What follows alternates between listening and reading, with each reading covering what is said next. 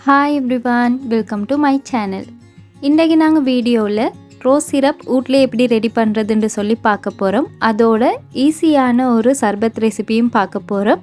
வாங்க வீடியோக்குள்ளே போவோம். ரோஸ் சிரப் செய்கிறதுக்கு ஒரு பேனில் 1 கப் அளவுக்கு சீனி சேர்த்துக்கோங்க. இது 200 கிராம். சீனி அளந்த அதே கப்பால் 1/2 கப் அளவுக்கு தண்ணி எடுத்துக்கோங்க. அடுத்து இந்த பேனை அடுப்பில் வச்சுட்டு ஃப்ளேமையும் ஹையில் வச்சு சீனியை நல்லா கரைச்சி எடுத்துக்கோங்க. ஃப்ளேம் லோவில் இருந்துச்சுன்னு சொன்னால் கீழே இருக்கிற சீனியெல்லாம் கரமலாக பார்க்கும். மிச்சமாக கரண்டி போட்டு கிண்டாமல் இது மாதிரி சீனியை கரைச்சி எடுத்துக்கோங்க. சீனியெல்லாம் கரைஞ்சி இது மாதிரி ஒரு கொதி வந்த பிறகு கையால் எடுத்து தொட்டு பாருங்கள். லேசாக ஒட்டுற மாதிரி இருக்க வேணும். ஒரு நூல் பதம் அது காட்டிக்கும் வச்சிடாதீங்க. லேசாக இது மாதிரி ஒட்ட போக்கில் எடுத்துருங்க. ஏன்னு சொன்னால் இது ஆறி வர போக்கில் இன்னமுமே கொஞ்சம் திக்காவி வரும். இந்த சிரப் நல்லா ஆற காட்டிக்கும் கரண்டியல் போடவோ டேஸ்ட் பார்க்கவோ எதுவுமே செஞ்சிடாங்க. அப்படி செஞ்சிங்கன்னு சொன்னால் சீனியெல்லாம் கட்டியாக பார்க்கும்.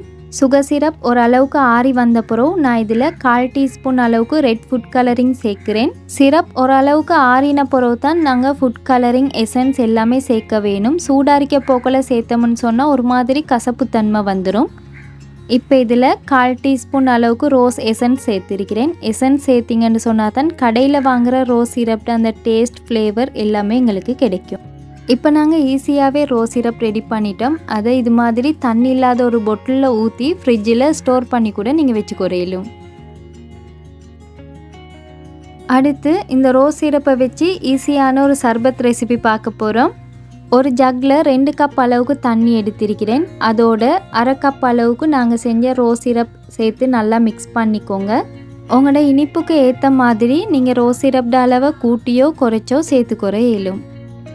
அடுத்து எங்களுக்கு கசகசா தேவை. அதுக்கு 1 டீஸ்பூன் அளவுக்கு கசகசா எடுத்திருக்கிறேன். அதோட கொஞ்சமாக தண்ணி சேர்த்து இதை ஊற வச்சுக்கோங்க. 5 நிமிஷத்தில் பார்த்தீங்கன்னு சொன்னால் கசகசாலாம் ஊறி இது மாதிரி இருக்கும். அடுத்து சர்பத் செஞ்சு கொருவோம். அதுக்கு 1 டீஸ்பூன் கசகசா சேர்த்துக்கோங்க. கொஞ்சமாக ஐஸ் க்யூபும் சேர்த்துட்டு நாங்கள் செஞ்சு வச்சிருக்கிற சர்பத்தை ஊற்றி நல்லா மிக்ஸ் பண்ணினீங்கன்னு சொன்னால் டேஸ்டான சர்பத் ரெடி. இது ஒரு பேசிக் சர்பத் ரெசிபி. இதிலேயே அன்னாசிக்காய் இன்னும் நிறைய ஃப்ரூட்ஸ் எல்லாம் போட்டு செய்யவும் மேலும். இது மாதிரி செஞ்சிங்கன்னு சொன்னால் வெயில் டைமில் மற்றது இஃப்தாருக்கு எல்லாமே நல்லா டேஸ்ட்டாக இருக்கும். நீங்களும் செஞ்சு பாருங்கள். இந்த வீடியோஸ் உங்களுக்கு பிடிச்சிருந்தா சப்ஸ்கிரைப் பண்ணி சப்போர்ட் பண்ணுங்கள். இன்னொரு ரெசிபி ஒன்றோட உங்களை சந்திக்கிறேன். அது வரைக்கும் bye, take care and thanks for வாட்சிங்.